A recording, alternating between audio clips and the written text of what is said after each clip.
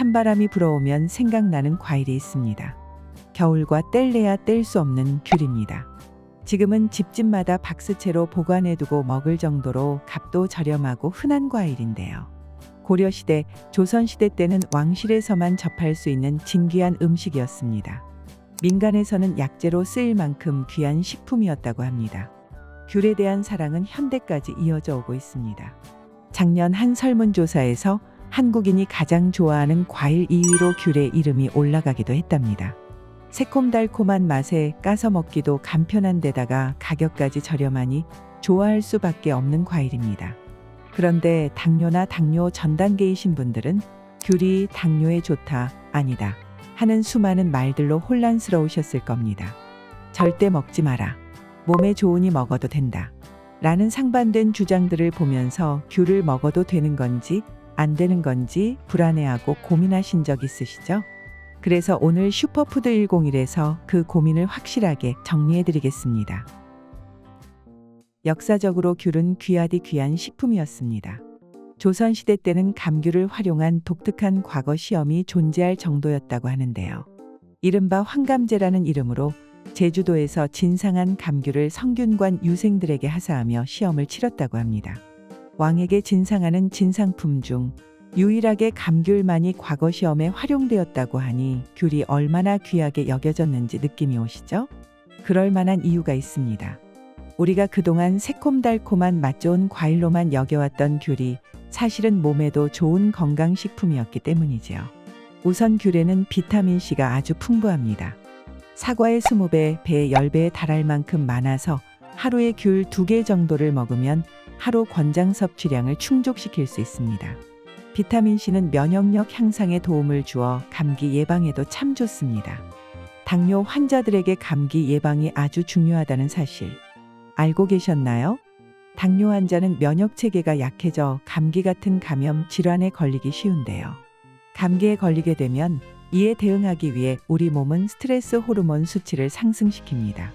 이때 인슐린의 요구량을 증가시켜 혈당 상승을 초래하는 악순환이 계속되는 것입니다. 귤처럼 비타민C가 많은 과일은 면역력을 높여주어 감기 예방에 아주 좋답니다. 또 비타민C는 장내 환경을 산성화시켜서 흡수율이 낮은 칼슘이 몸에 잘 흡수되도록 도와주는 역할을 합니다. 뼈가 약해지기 시작하는 중년, 노년 분들에게 꼭 필요한 효능이라고 할 수 있겠습니다.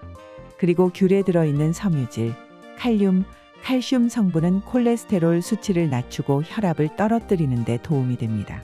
당뇨가 있으면 고혈압, 고지혈증이 함께 있는 경우가 많기 때문에 일석이조라고 할 수 있겠습니다. 또 항산화 성분인 플라보노이드와 비타민 P 성분들은 당뇨병 개선에 도움이 될 뿐만 아니라 혈관을 튼튼하게 해주어 동맥 경화와 고혈압, 심혈관 질환 등 혈관 관련 합병증 예방에 탁월합니다. 초록빛을 띠는 풋귤에는 항암, 항산화 효과가 있는 플라보노이드의 함량이 2배 이상 풍부하다고 하니 참고해 주세요. 이쯤 되면 여러분들 모두 아셨겠죠? 과연 당뇨인들이 귤을 먹어도 되는 걸까요? 네, 그렇습니다. 당뇨 환자도 귤을 드셔도 좋습니다. 안 먹기에는 당뇨와 다른 합병증에도 좋은 성분이 너무 많이 들어 있습니다. 대신 반드시 이렇게 드셔야 합니다. 지금부터 당뇨 환자가 귤 드실 때 지켜야 하는 주의사항 4가지를 알려드리겠습니다. 첫 번째, 적정량 지키기. 귤을 섭취하면 혈당 수치가 올라가는 것은 사실입니다. 하지만 그것이 귤 섭취가 나쁘다는 것을 뜻하는 것은 아닙니다. 귤은 혈당 지수도 40 정도로 낮은 편에 속하고 항당뇨 성분을 가지고 있는 과일입니다. 수많은 전문가들이 당뇨 환자들에게도 적당량의 과일 섭취는 필요하다고 말합니다. 중요한 것은 적정량을 지키는 것입니다. 하루 한두 개의 귤 섭취는 혈당에 크게 나쁜 영향을 미치지 않으면서도 풍부한 식이섬유와 비타민, 항산화 성분 같은 영양소를 얻을 수 있는 좋은 수단입니다. 농촌진흥청과 제주대학교가 감귤과 당뇨의 연관성에 대해 공동 연구로 진행한 연구 결과도 있습니다. 비만과 인슐린 저항성을 가진 쥐에게 한 그룹에는 고지방식만을 먹였고 한 그룹에는 고지방식과 감귤 추출물을 같이 먹였습니다. 그 결과 감귤 추출물을 함께 먹인 그룹은 체중이 약 10%, 공복 혈당이 28% 낮아졌다고 합니다. 따라서 귤은 하루에 한두 개 이내로 적당량을 꼭 지켜 드시면 당뇨에 좋은 효과를 보실 수 있습니다. 두 번째, 흰 껍질도 함께 먹기. 귤을 까보면 알맹이에 하얀 실 같은 속껍질이 붙어 있습니다. 이것을 귤락이라고 하는데요.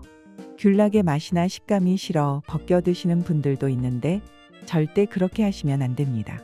귤락에는 비타민 P와 펙틴 성분이 풍부해 독소를 배출해주고 장을 강화해주는 효능이 있습니다. 특히 비타민 P의 한 종류인 헤스페리딘이라는 성분은 중성지방과 콜레스테롤 수치를 낮춰 혈관을 아주 튼튼하게 해주기 때문에 건강을 위해서는 귤락도 꼭 함께 드세요. 세 번째, 생으로 먹기. 과일을 주스나 갈아서 드시는 것을 좋아하시는 분들이 있습니다. 하지만 당뇨 환자분들은 아주 조심하셔야 하는 습관입니다. 즙을 내거나 갈아 드시면 혈당을 급격하게 상승시키기 때문에 섬유질과 비타민, 항산화 성분들을 있는 그대로 섭취할 수 있도록 생으로 꼭꼭 씹어 드셔야 합니다. 네 번째, 식전에 먹기. 식후 디저트로 귤을 드시는 분들이 많은데요.